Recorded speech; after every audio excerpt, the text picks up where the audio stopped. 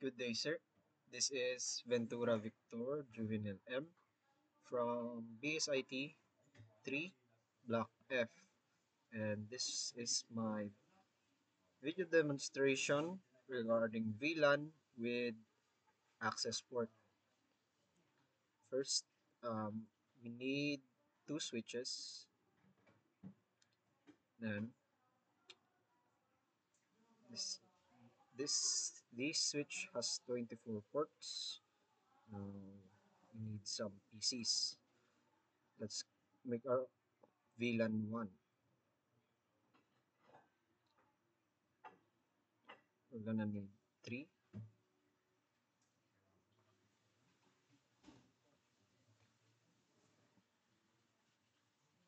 Okay, ayan. So, next is i-connect natin sila sa first switch natin.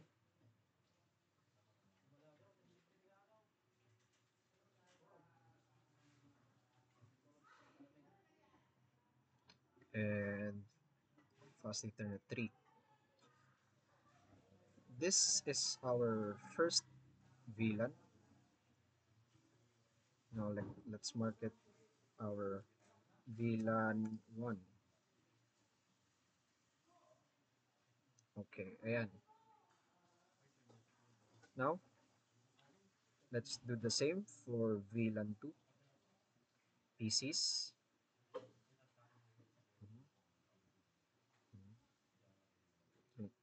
Ayan.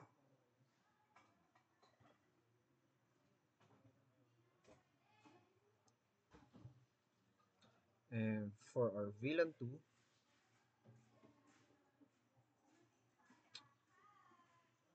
do the same. Connect natin. For VLANs, ang isang VLAN is, ang sakop niya sa isang switch ay 5 ports. So, for VLAN 2, mag-start tayo sa Fast Ethernet 6. Okay. To 7 and 8. Ayan. Ang VLAN 1, ang sakop niya na ports ay Fast Ethernet 1 to 5. And for VLAN 2, ang sakop naman niyang switch ports ay 6 to 10. Now let's mark this as our VLAN 2. Ayan.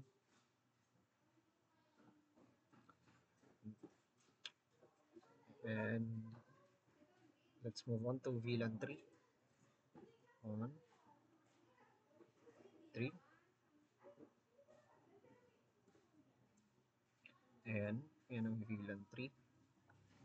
It's the same. Connect natin sila.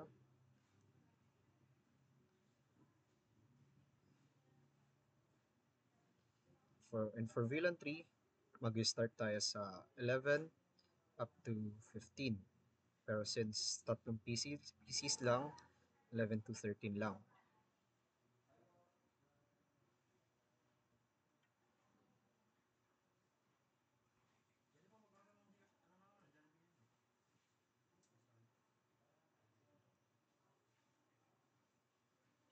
And 13. Ayan.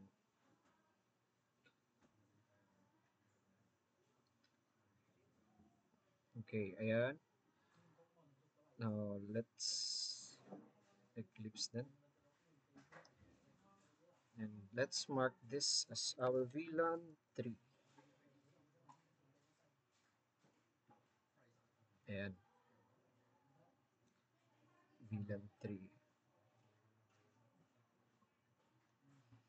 Now, let's move on to our VLAN 4. Insert 3 PCs again.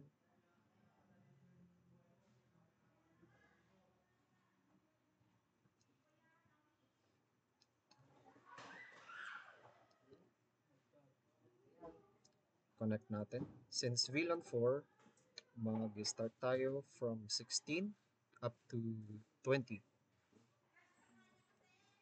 15, 17,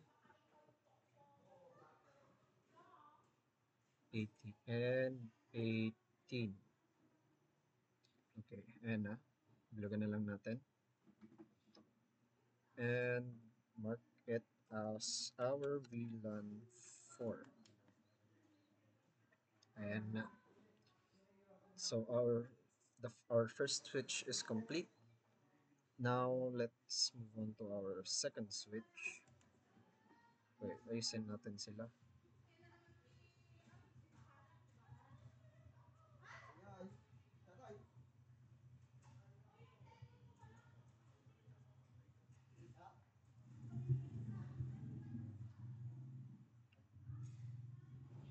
Ayan. And for our VLAN 1, do the same. PCs, 3 PCs.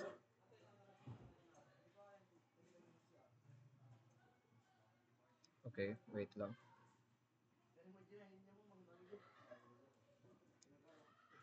VLAN 3,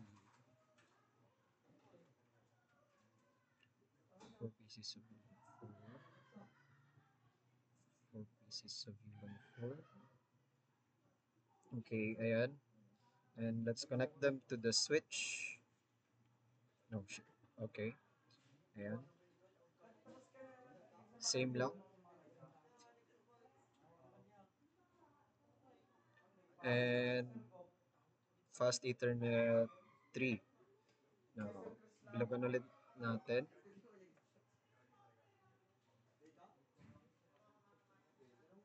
Bilagan ulit natin.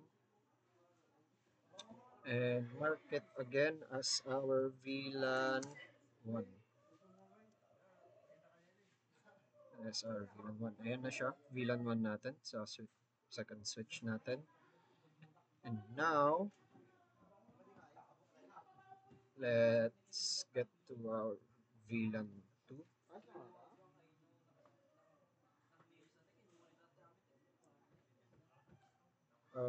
PCs ulit.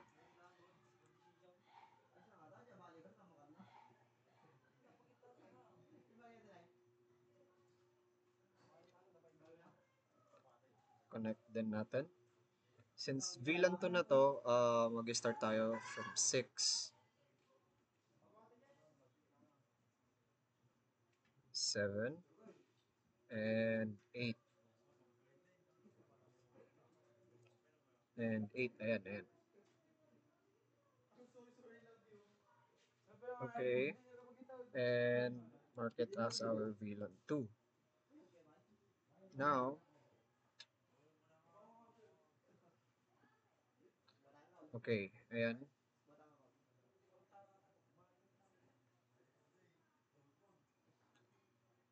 Let's move on to our VLAN 3.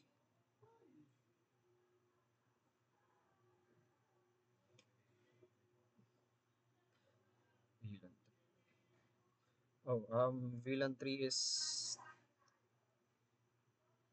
ano lang pala, 2 PCs lang ang gagawin.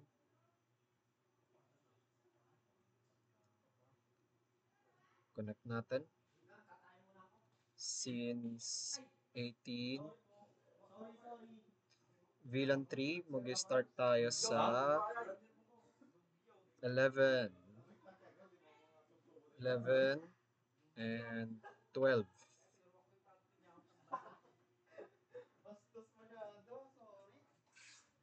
Ayan. Now, let's mark it as our VLAN 3. Ayan. Tapos na yung VLAN 3 natin. Ayusin na lang natin. Ayan. And for our VLAN 4, we're gonna use 4 PCs. Let's add 4 PCs. 4.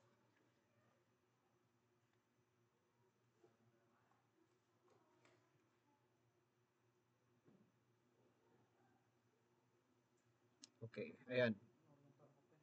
This will be our VLAN 4. Now, let's connect them. PC 321. Let's, since VLAN 4 na siya, mag-start tayo from 16. 16,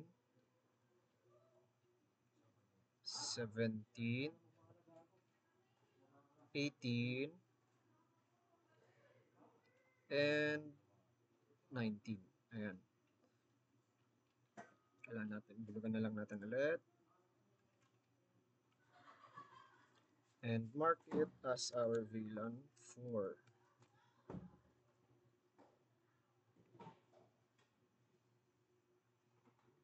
Ayan. Nakikita ba lahat sa OBS? Yes, nakikita lahat. And now, let's make, gawin na natin itong ating access port. Connect na lang natin. For VLAN 1, for both VLAN 1s, ang sakop ng VLAN 1 is 1 to 5. So, ang gagamitin natin port ay 5, port 5, fast ethernet 5. Ayan.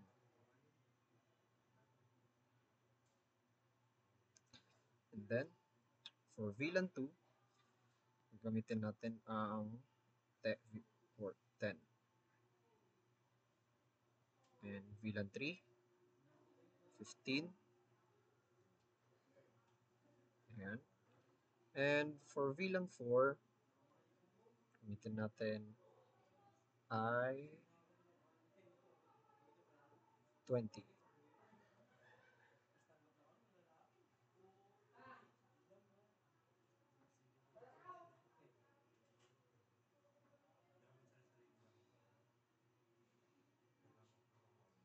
Ayan. I'm just gonna take a screenshot of this para ilagay natin sa Word. Okay, ayan.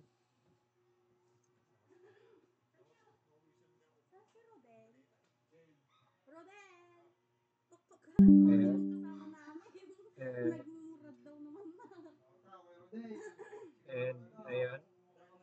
Hindi, syempre first time ka lang nakasama. Awi, bilisan mo, maghugas ka ng safeguard. Now let's move on to our trunk port. Trunk port. Ayan. Switches. First, same lang, switches natin. Ang difference lang ng trunk port sa ating... Okay. Switch tayo sa trunk port natin. Ay, save muna pala natin. Ayan. Save natin as VLAN access port. Ayan. VLAN access port. Okay. Ayan. Pwede na natin itong i-exit. Pwede na natin itong i-exit. Okay. And now, lipat tayo sa ating trunk port.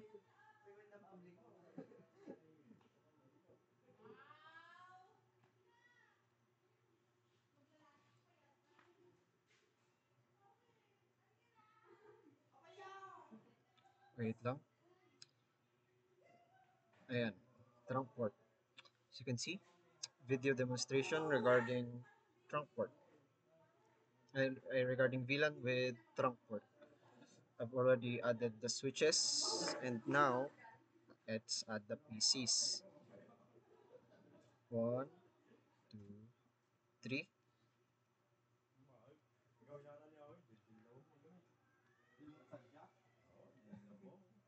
Same lang ang gagawin natin doon.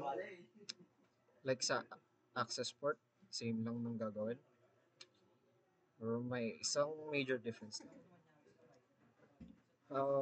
Connect na natin. PC 0. Fast Ethernet 1. Oh, 2 and 3 and 3. Ayan. This would be our VLAN 1. And now, bilagan natin ulit. And mark it as our VLAN 1. Okay, ayan. And do the same for VLAN 2.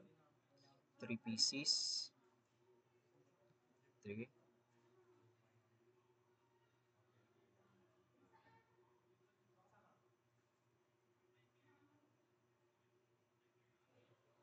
Connect it sa...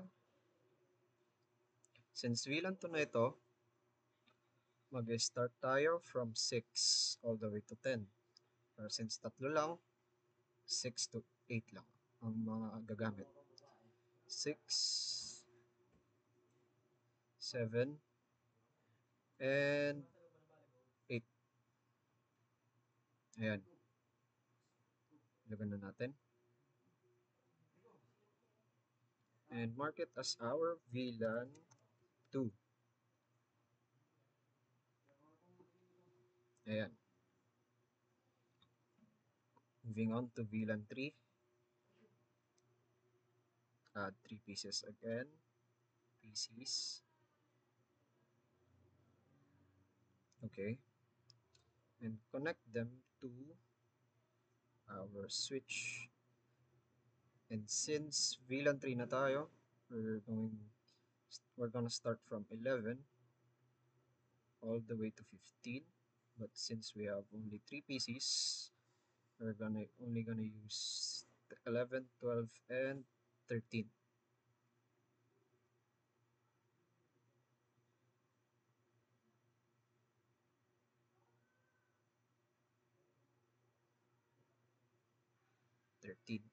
Ayan.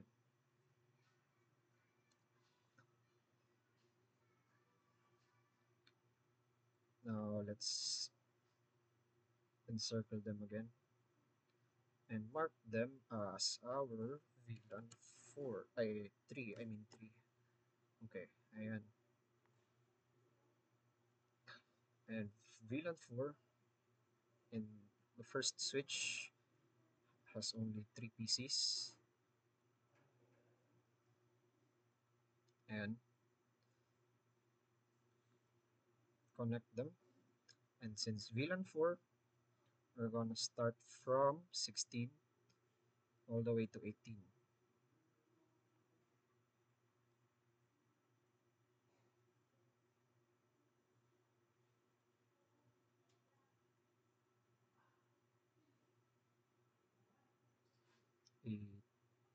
Okay. Mark it again as VLAN 4. Ayan. We have the first switch completed. Now let's move on to the second switch.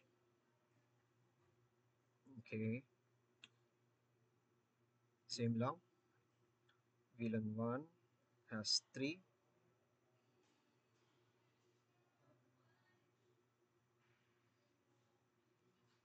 This will be our VLAN 1. Different approach tayo. Bibilugan natin agad. And mark natin din agad. VLAN 1. Ayan. Before connecting. Now let's connect them to the switch. Since VLAN 1, 1 to 5.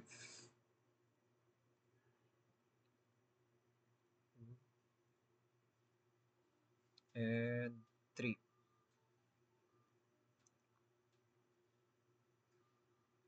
And add some PCs again for VLAN 2.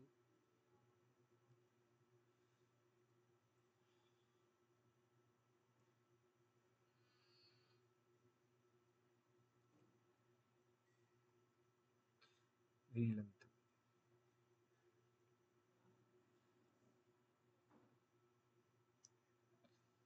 2. And since VLAN 2 na to, we're gonna start from 6,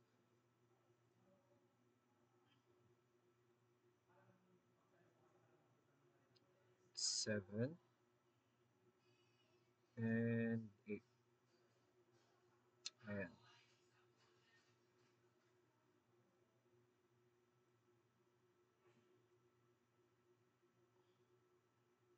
Mark it again as VLAN 2.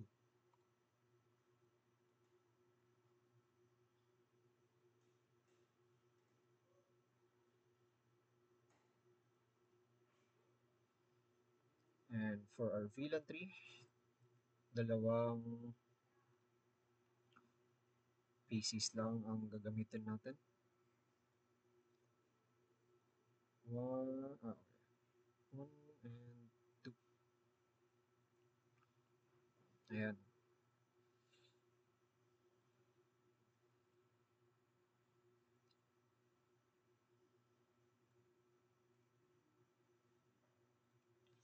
VLAN 3.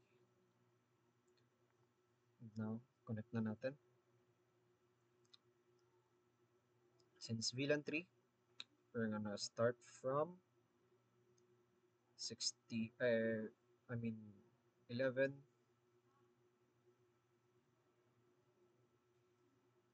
and then 12. Ayan. And now, time for VLAN 4. Now it's time for VLAN 4. VLAN 4, yung VLAN 4 na gagamitin natin is 4 PCs. 1, 2, 3, and 4.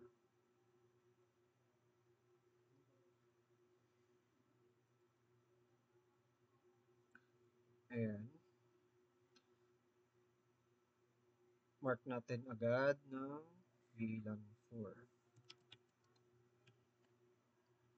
And now, time to connect.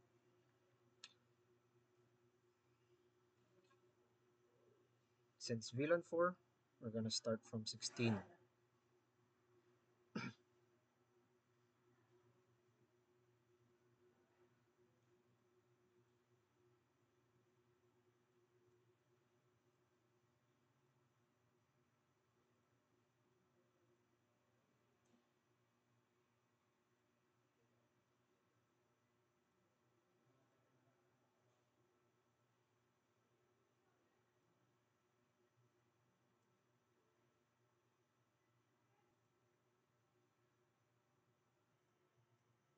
And now, let's connect the switches by the trunk port.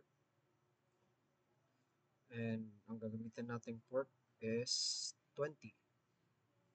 And same lang din sa second switch.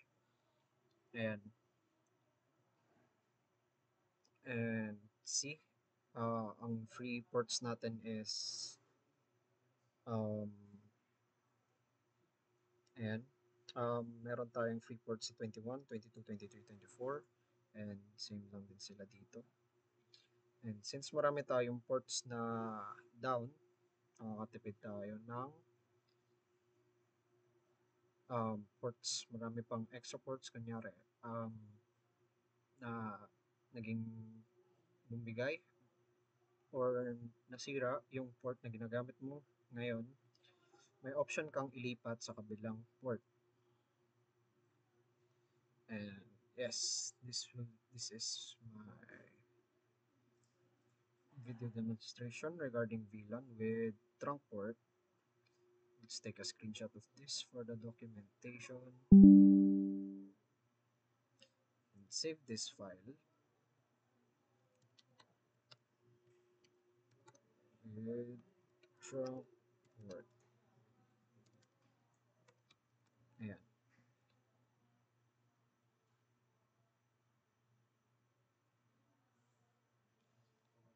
Okay, that's it. That's it for my demonstration, sir.